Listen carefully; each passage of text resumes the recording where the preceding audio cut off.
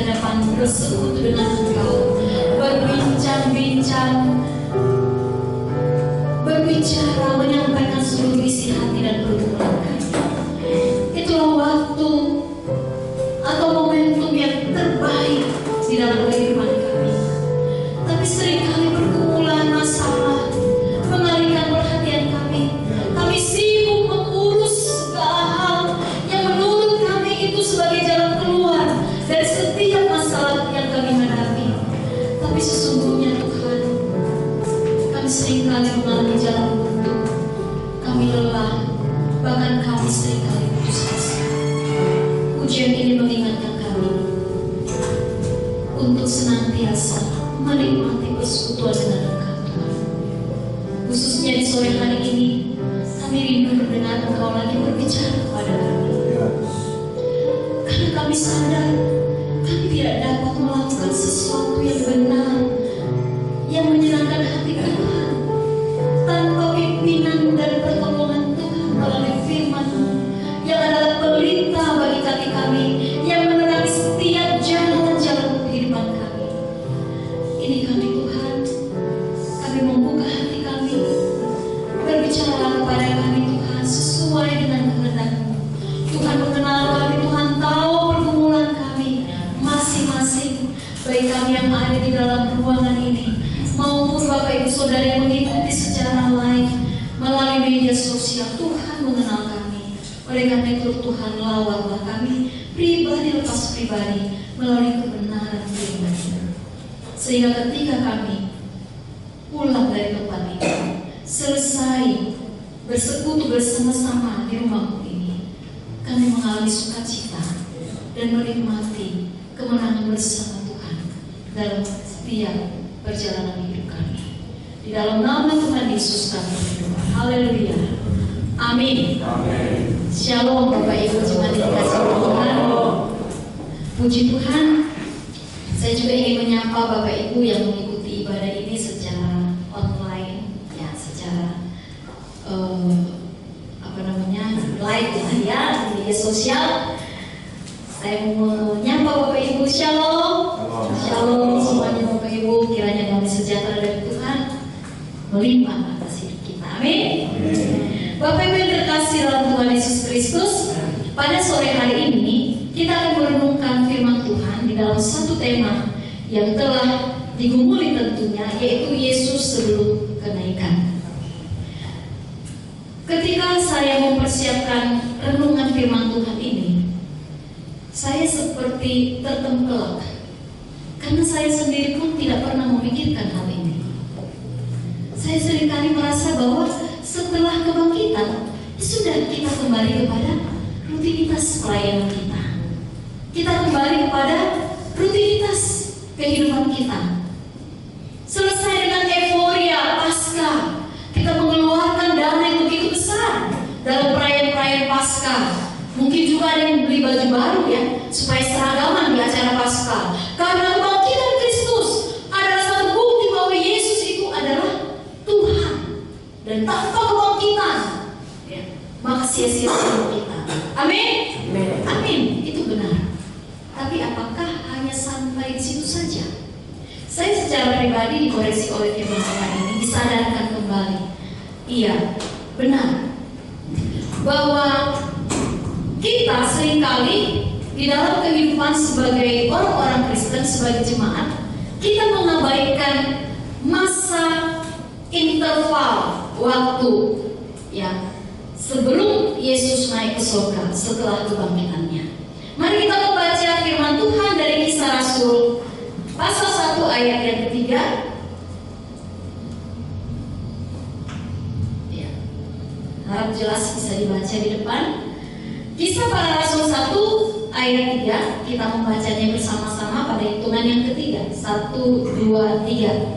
Kepada mereka yang menunjukkan dirinya setelah perintahnya selesai, dan dengan banyak tanda ia membuktikan bahwa ia hidup. Selama 4 hari ia berulang-ulang menampakkan diri dan berbicara kepada mereka tentang kerajaan Allah. Ya, sebelum slide-nya berganti, Bapak Ibu yang terkasih dalam Tuhan Yesus Kristus, pernahkah terpikir Yesus setelah bangkit tidak langsung naik ke surga? Kenapa setelah menampakkan diri ya kepada murid-muridnya, oke lah, butuhlah 1 minggu ya. Tapi kenapa harus 40 hari Tuhan Yesus menampakkan diri? Dan dikatakan sini berulang-ulang. Kenapa harus 40 hari? Itu berarti bahwa 40 hari itu adalah masa yang sangat-sangat genting dan penting. Tapi seringkali kita tidak menyadarinya, Bapak Ibu yang terkasih. Masa interval waktu pasca kebangkitan Yesus Kristus sampai kepada kenaikan Yesus itu seringkali diabaikan oleh orang percaya, oleh gereja. Ya, kita seringkali hanya membahas Yesus menampakkan diri, Yesus menampakkan diri. Tapi mengapa Yesus menampakkan diri? Dan itu terjadi berulang-ulang. Dan harus 40 hari dan bukan 1 minggu atau setahun dulu tinggal, gitu ya. Dan kita juga melihat bahwa masa interval waktu itu, ya, itu adalah masa-masa yang sebenarnya kritis bagi murid-murid Tuhan Yesus. Karena Yesus yang mereka percayai sebagai pribadi yang berkuasa, karena masa hidupnya dia melakukan begitu banyak mukjizat yang mencengangkan, yang membuat mereka wow, yang seperti ini belum pernah kita lihat, gitu ya. Orang sakit disembuhkan, orang kerasukan setan dilepaskan dari belenggu kuasa iblis, bahkan orang mati dibangkitkan.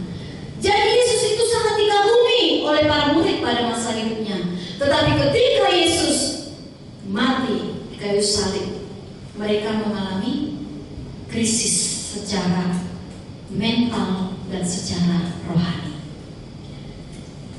Bapak Ibu yang terkasih dalam Tuhan Yesus Kristus, kalau kita melihat secara sudut pandang helikopter gitu ya, bahwa masa yang sering dilupakan ini justru dipakai oleh Tuhan Yesus mempersiapkan para muridnya untuk mengerjakan misi sedunia.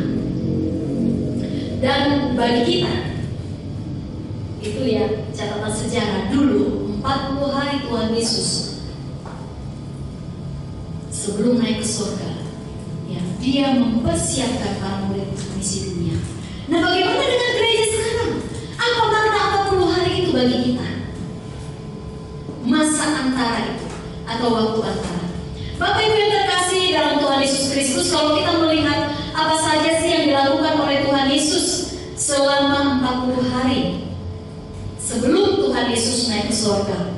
Di dalam teks yang kita baca tadi, di dalam Kisah Para Rasul pasal yang pertama ayat yang ketiga, ada paling tidak 4 hal yang Tuhan Yesus lakukan. Dan tentu apa yang dia lakukan memiliki tujuannya sendiri. Ya, tidak mungkin Tuhan Yesus hanya mau say hello atau reunian dengan murid-muridnya atau dengan pengikut-pengikutnya selama 40 hari. Tetapi ada hal yang penting yang Tuhan Yesus lakukan. Yang pertama, bahwa ia menunjukkan dirinya setelah penderitaannya. Pada ayat yang ketiga, kepada mereka ia menunjukkan dirinya setelah penderitaannya tetelestai, selesai, berakhir, tuntas. Penderitaan karena apa? Tentu karena dosa. Dia sudah menang terhadap penderitaan itu. Maka tangisan-tangisan orang-orang yang hadir pada perjalanan Via Dolorosa itu, ya, dihapus oleh Tuhan Yesus. Bahwa penderitaan itu sudah berlalu, sudah selesai, sudah tuntas. Sekarang aku sudah hidup. Bahwa karya Tuhan Yesus tidak hanya selesai di atas kayu salib. Mengenai penebusan, ya. Janji keselamatan, ya. Tetapi bukan berarti dia berhenti sampai di kayu salib. Tetapi dia ingin mengatakan bahwa penderitaan karena dosa, kematian oleh kutuk maut itu tidak bisa menahannya di dalam kubur itu. Bapak Ibu yang terkasih dalam Tuhan Yesus Kristus, kalau kita melihat bahwa ia menunjukkan dirinya, berulang-ulang dikatakan, ini berarti bahwa Yesus ingin menegaskan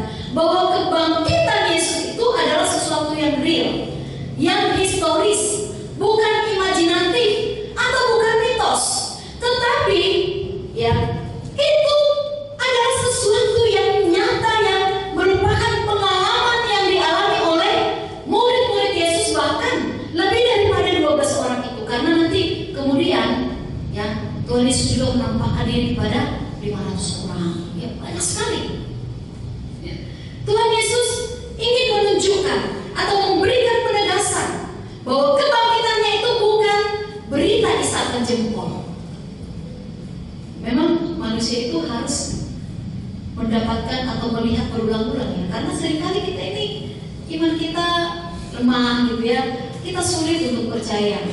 Contohnya Thomas, saya nggak tahu apakah di sini masih ada rohnya Thomas ya, masih percaya atau tidak percaya kepada Yesus. Pokoknya daripada ke gereja nanti saya dihakimi oleh masa, katanya kamu orang Kristen gak ke gereja, jadi datang ke gereja hanya karena menghindari kata-kata orang misalnya gitu ya, kan banyak seperti itu.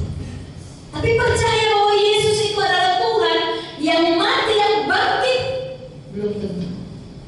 Bapak Ibu terkasih dalam Tuhan Yesus Kristus, sekali lagi bahwa ketika Ia menunjukkan dirinya berulang-ulang, itu ingin menunjukkan bahwa kebangkitan Yesus itu nyata dan bersifat historis. Sejarah membuktikan seperti itu.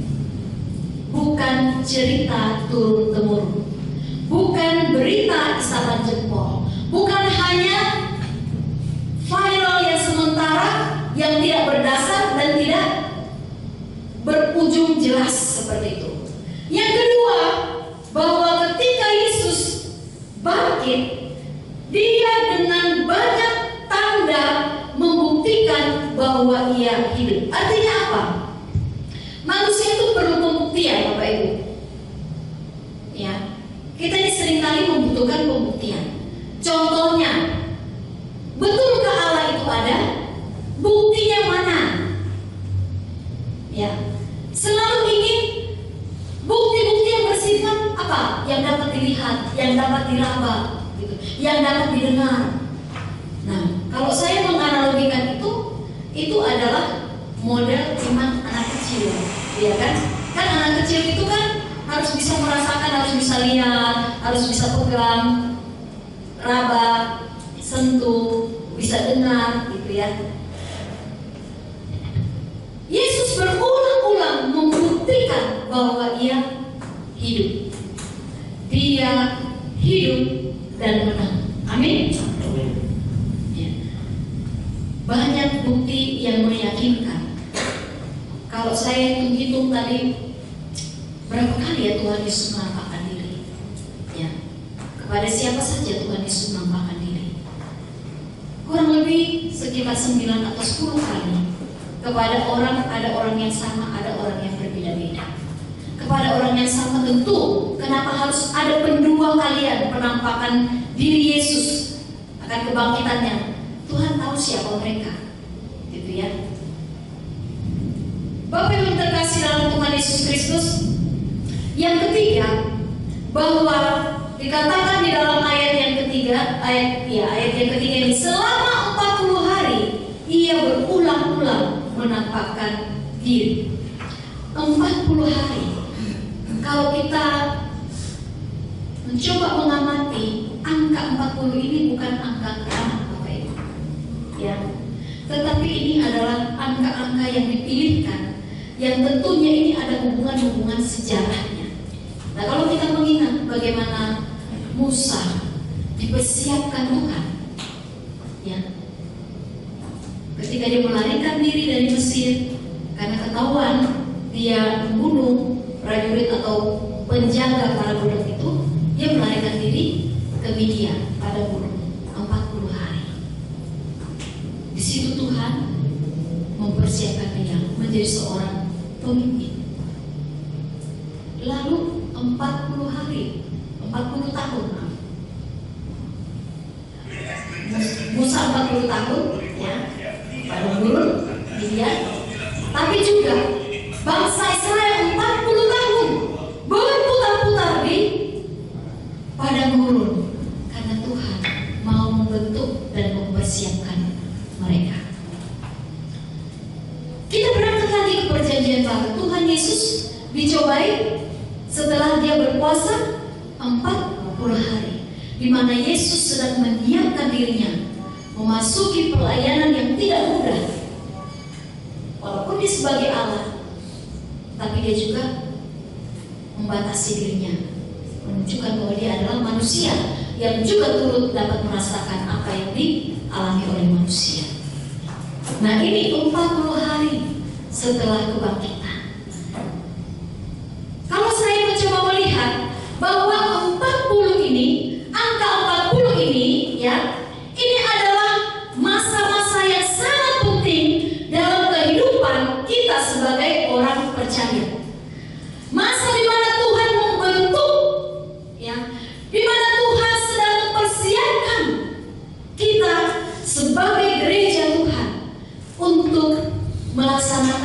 apa yang dia sampaikan sebelum dia naik ke surga.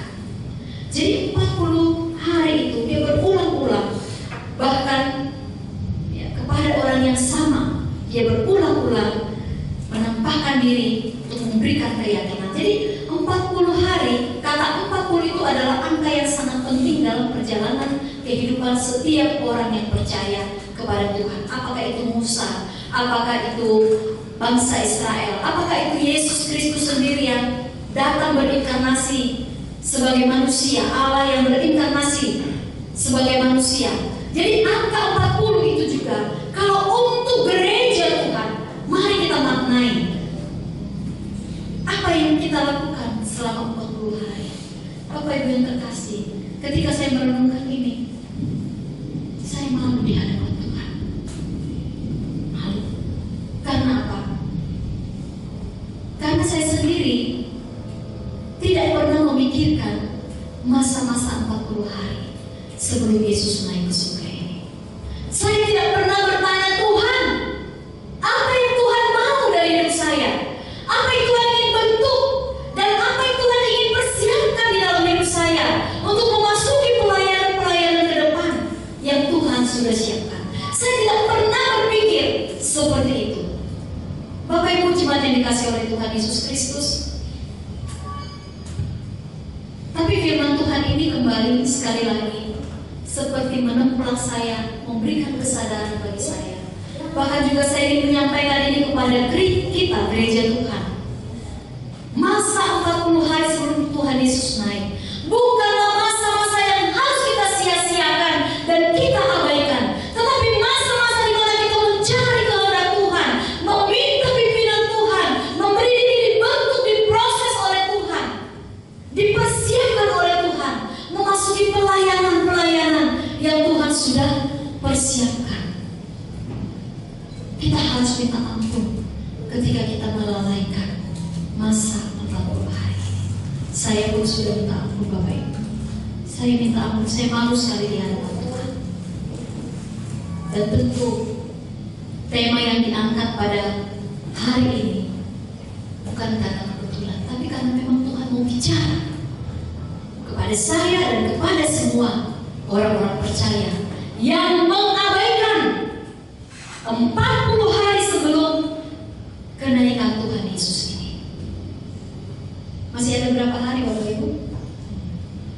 Kira-kira kalau kita datang Tuhan minta ampun, masa-masa yang masih ada sisanya dari 40 hari ini, masih bisakah Tuhan saya datang kepadamu dan memohon pimpinanmu? Masih adakah Tuhan kesempatan buat saya untuk dibentuk dan dipersiapkan oleh Tuhan?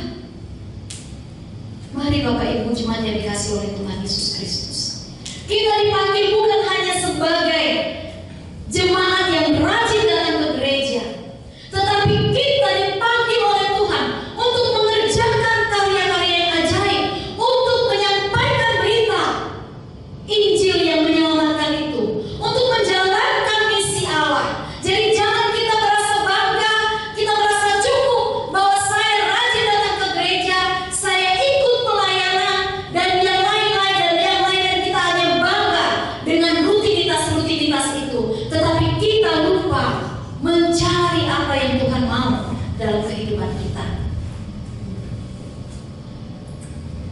Secara teologis saya juga mencoba mengamati mengapa ya 40 hari.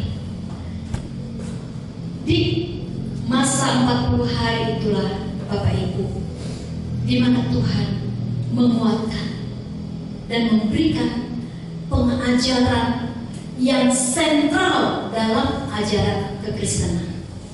Yaitu kalau kita lihat bahwa yang keempat ya, Yesus berbicara tentang kerajaan Allah. Fokus pengajaran gereja adalah tentang kerajaan Allah, bukan kerajaan gereja, bukan kerajaan organisasi, bukan kerajaan hamba Tuhan, pendeta, ataupun lembaga-lembaga Kristen, tetapi fokus daripada berita dan pengajaran kita adalah kerajaan Allah. Dan itu diulang-ulang. Seringkali kita sibuk memikirkan kira-kira program apa yang yang beda, yang lain daripada yang lain. Kira-kira strategi apa yang harus kita lakukan supaya program ini bisa jalan dan tercapailah apa yang kita harapkan. Kita sibuk tentang itu, tapi kita lupa bahwa yang kita kerjakan itu seharusnya berporos kepada berita tentang kerajaan Allah yang mengendalikan kehidupan gerejanya, kehidupan orang-orang percaya. Kita seringkali lupa ya, bahwa gereja yang kita kelola, di mana kita melayani, di mana kita beribadah, ya, sebenarnya haruslah Yesus Kristus, Raja di atas segala raja itu yang bertata. Tapi seringkali kita sibuk membuat program. Firman Tuhan ini juga untuk saya, Bapak Ibu. Dan saya juga berharap mari kita mengoreksi diri. Saya juga selalu berpikir apa ya yang baru ya, supaya lain daripada yang lain, supaya orang gimana ya, wah kalau dia pelayanan di sini bagus ya, pelayanannya berkembang ya. Suka makan puji juga kadang-kadang saya. Tapi firman Tuhan ini membawa saya untuk merendahkan diri di hadapan Tuhan dan minta yang menjadi pokok pembicaraan dan fokus dari pelayanan, pengajaran kita haruslah kerajaan Allah, bukan strategi dan program-program pelayanan. Semua itu harus bermuara kepada kerajaan Allah, karena itulah yang dilakukan oleh Yesus Kristus selama 40 hari masa antar waktu itu. Lalu mengapa kita mengerjakan yang lain? Mengapa kita sibuk dengan yang lain? Kita tidak sibuk dengan apa yang menjadi fokus Allah ketika Allah memutus gerejanya di tengah-tengah dunia ini. Ya, tidak sedikit gereja itu pecah, tidak sedikit organisasi-organisasi kekristenan, lembaga-lembaga kekristenan, bahkan lembaga misi yang harusnya misi itu katanya apa? Memberitakan Injil, melaksanakan amanat agung, tapi dalam perjalanannya pecah sana, pecah sini, berselisih sana, berselisih sini. Karena apa? Karena tidak fokus kepada kerajaan Allah. Masa 40 hari sebelum Yesus naik ke surga merupakan transisi dari kehadiran fisik Yesus kepada kehadiran Roh Kudus, di mana Yesus sendiri di dalam kitab Yohanes dia menjanjikan bahwa dia akan mengutus satu pribadi, ya, mengutus seorang penghibur yang menguatkan, yang mengajar, yang menuntun orang-orang yang percaya kepadanya. Secara fisik Yesus tidak ada lagi di dunia, dia akan naik ke surga, tapi dia menyiapkan bagaimana supaya murid-muridnya ini siap untuk tidak lagi berjumpa dengan Tuhan Yesus secara fisik, tetapi mereka disiapkan untuk menerima kehadiran Yesus dalam pribadi Roh Kudus. Bapak Ibu yang terkasih, masa 40 hari, mari kita renungkan itu menjadi masa pembentukan identitas gereja kita, bahkan juga hidup kita sebagai gereja yang hidup, ya, gereja organisme. Mari kita membawa hidup kita, Tuhan riset dong gitu ya. Tuhan tolong riset saya Tuhan. Kalau selama ini saya hanya menjalani kehidupan ini untuk mencapai tujuan-tujuan saya dan bukan tujuan Tuhan, tolong riset saya. Tolong ingatkan saya. Tolong tegur saya. Dan berbicaralah kepada saya. Masa 40 hari Tuhan membentuk kembali identitas gerejanya melalui murid-muridnya dan melalui orang-orang percaya kepadanya. Dan untuk kita juga ini menjadi masa Tuhan kembali meriset kita kembali kepada apa yang Tuhan kehendaki, supaya fokus pelayanan dan pemberitaan kita, pengajaran kita itu adalah kerajaan Allah. Aplikasinya bagi kita sebagai gereja masa kini, baik itu gereja secara organisasi GRI wisata khususnya, atau gereja Bapak Ibu Saudara yang bukan anggota GRI, ya, apa aplikasinya bagi kita sebagai organisasi gereja, dan apa juga aplikasinya untuk kita sebagai gereja yang hidup. Yang pertama, bahwa masa sebelum kenaikan Tuhan Yesus, mari kita pastikan kembali apakah iman kita sudah didasarkan pada kebangkitan Kristus, atau hanya karena kita dengar kata orang, atau karena ini sebagai suatu ritual saja. Ya, saya orang percaya, saya orang Kristen, masa saya pergi ke gereja gitu ya? Apakah hanya sebatas itu? Mari kita kembali memastikan bahwa iman kita didasarkan kepada kebangkitan Kristus, bahwa Yesus juga mencoba memastikan, ya, memastikan bahwa murid-murid Tuhan Yesus dalam masa-masa kritis 40 hari itu, Tuhan memastikan bahwa mereka betul-betul mengenal, mengalami Yesus, dan juga mengalami kuasa kebangkitan itu. Yang kedua, pengajaran kita, bahkan juga seluruh kehidupan kita, haruslah berpusat kepada kerajaan Allah. Siapapun kita, apapun profesi kita, apapun kedudukan kita, mari kita melakukan semuanya itu, merancang semuanya itu bagi kerajaan Allah. Yang berikutnya, pemerintahan dan pembentukan karakter Kristus. Saya ketika menyiapkan ini, saya mulai berpikir, Tuhan, apakah ini Tuhan mau ya? Ke depan masa 40 hari ada kayak apa ya? Masa-masa di mana kita mengadakan pemuridan, ya, ada orang-orang yang kita muridkan 40 hari siap masuk. Bukan orang-orang di luar, tentu jemaat, Bapak Ibu. Bapak Ibu jemaat siap untuk dibentuk oleh Tuhan. Amin. Tuhan, aminnya. Siap untuk dibentuk oleh Tuhan. Amin. Karena jangan kita tunggu orang lain untuk mengerjakan apa yang Tuhan perintahkan, yang Tuhan amanatkan di dalam Matius pasal 28 ayat 19 sampai 20 itu. Tetapi kita lah yang harus juga mengerjakannya. Maka mari kita ngomongin bersama.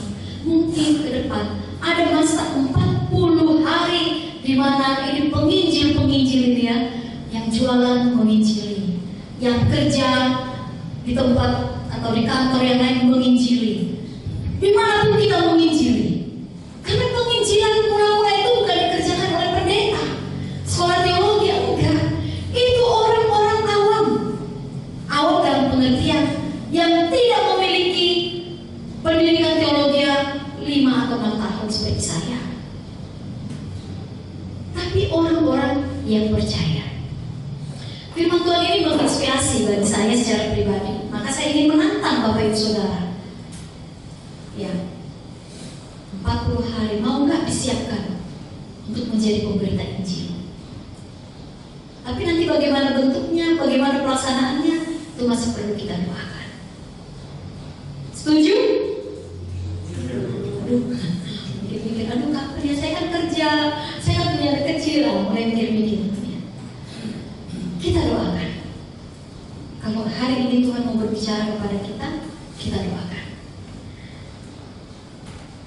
Kemudian dalam masa penantian pencurahan Roh Kudus, ya, mari kita terus bertekun dalam doa. Memang pencurahan Roh Kudus itu terjadi, dan ketika kita menerima Tuhan Yesus sebagai Tuhan dan Juru Selamat kita, bahwa Roh Kudus itu Tuhan berikan kepada kita. Tetapi, ya, dalam catatan sejarah gereja, bahwa gereja bukan merayakan, tapi kembali mengingatkan orang-orang percaya, masa-masa akan pencurahan Roh Kudus itu kita perlu menyiapkan diri. Pada waktu murid-murid, ya, pada waktu murid-murid ada di Yerusalem, sebenarnya mereka dalam ketakutan, bukan? Ya, sebenarnya mereka dalam ketakutan. Kalau kita baca lagi Kisah Rasul pasal 1 ini, bahwa mereka sebenarnya sedang sembunyi, ya. di pasal yang kedua gitu ya, mereka sebenarnya sembunyi, mereka ketakutan seperti itu. Mereka bukan sengaja berkumpul untuk menantikan Roh Kudus dicurahkan, tapi sebenarnya mereka sedang dalam masa kekhawatiran dan ketakutan. Tapi justru saat itulah momen yang tepat dipilih oleh Tuhan untuk mencurahkan Roh-Nya, yang memberikan kekuatan kepada mereka, yang membaharui semangat mereka, yang membakar jiwa mereka. Bahkan kalau kita melihat sejarah perjalanan murid-murid Tuhan Yesus, setelah mereka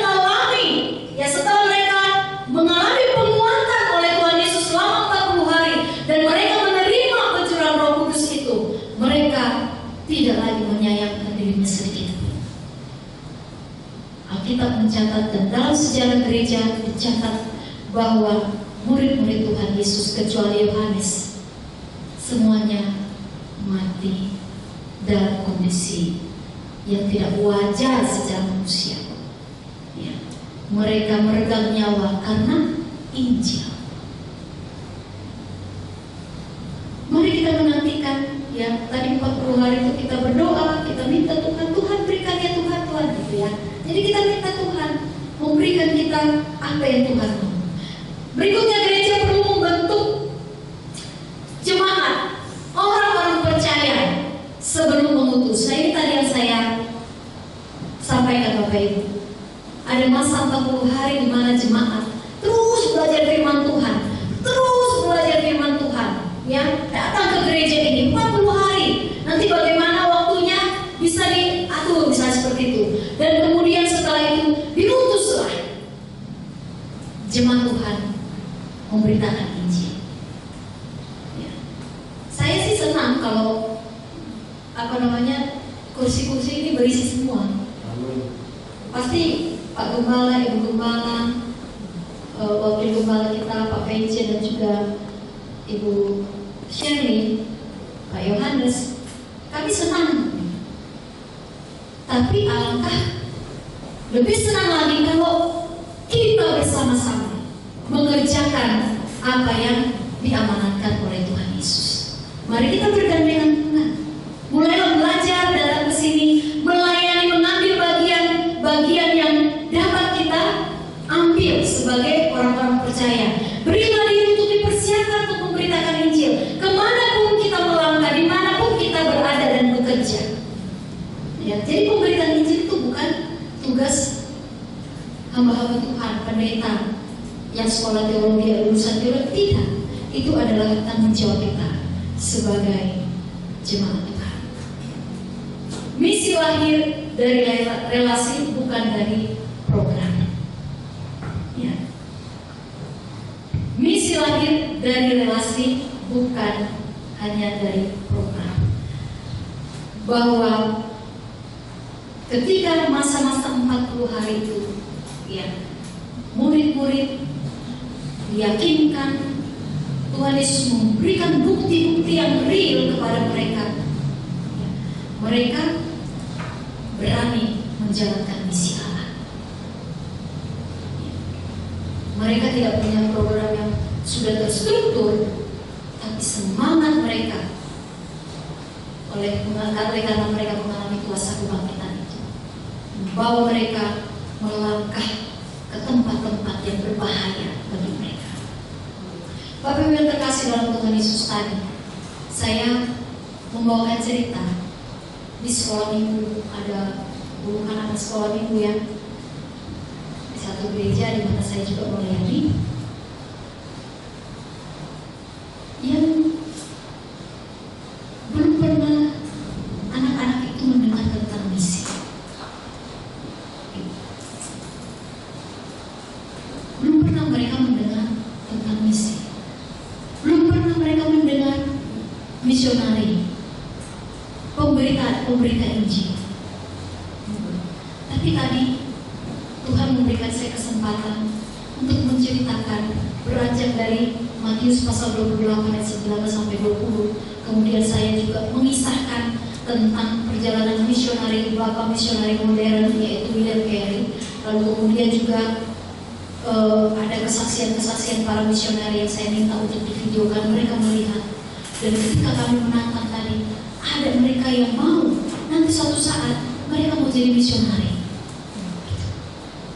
Padahal mereka masih kelas 2, kelas 3 SD. Itu luar biasa. Ya, kita berdoa supaya sejak dini anak-anak kita juga memikirkan itu, mendoakan itu. Mungkin tidak pergi ke luar negeri, di dalam negeri saja masih ada suku-suku yang belum terjangkau oleh Injil. Atau mungkin dalam ruang lingkup yang paling dekat di sekolah dan sebagainya. Waktu antara kita sekarang, kita hidup antara kenaikan dan kedatangannya kembali. Yang kedua kali, kalau murid-murid, waktu antara mereka adalah setelah kebangkitan sampai kepada kenaikan. Tapi kita sekarang hidup di masa antara kenaikan dan kedatangannya kembali. Kita dipanggil untuk meyakini, mempercayai, mengimani bahwa Ia hidup. Dan kita dipanggil untuk terus mendalami dan mengerjakan proyek-proyek kerajaan Allah, bukan proyek-proyek kerajaan gereja, organisasi. Kita dipanggil untuk senantiasa menanti-nantikan Tuhan berkarya di dalam hidup kita melalui Roh Allah yang kudus yang kita aminkan sekarang ini sudah ada pada kita. Amin. Kita nanti-nantikan Tuhan. Apa lagi Tuhan? Kita tanya Tuhan. Ya. Kita dipanggil untuk diutus sebagai ilustrasinya. Dipanggil untuk diutus. Bapak Ibu jemaat yang dikasih oleh Tuhan Yesus Kristus, waktu antara ini mari kita persiapkan diri kita dengan baik. Mari kita serahkan diri kita kepada Tuhan sambil menantikan kedatangan Tuhan Yesus yang kedua kali. Mari kita memberi diri kita untuk dibentuk, diperlengkapi. Kita mencari kehendak Tuhan untuk mengerjakan proyek-proyek kerajaan Allah di tengah-tengah dunia ini, sehingga kita menjadi orang-orang Kristen atau pengikut-pengikut Kristus yang taat karena kita melakukan apa yang diamanatkan kepada kita. Amin. Kiranya Tuhan Yesus memberkati kita semua. Mari kita berdoa. Bapa di surga, terima kasih. Kami bersyukur untuk firman Tuhan pada sore hari ini, mengingatkan kami, bahkan memberitahukan kepada kami, menunjukkan juga kepada kami bahwa sesungguhnya seringkali kami melalaikan waktu-waktu yang Tuhan berikan, kesempatan-kesempatan yang Tuhan berikan. Kami belajar dari masa antara waktu sebelum Tuhan Yesus naik ke surga. Ada hal-hal yang luar biasa Tuhan berikan, yang Tuhan lakukan dalam kehidupan para pengikut Kristus untuk memantapkan iman mereka, untuk menumbuhkan keberanian mereka, bahkan juga membantu karakter mereka, sehingga mereka siap dipakai Tuhan menjadi pemberita-pemberita Injil ke seluruh dunia. Bahkan mereka tidak menyayangkan hidup mereka sendiri. Tuhan, saat ini kami mohon ampun di hadapan Tuhan kalau kami tidak pernah memikirkan hal ini, bahwa sesungguhnya masa-masa antara ini adalah masa-masa yang sangat kritis sesungguhnya bagi kami.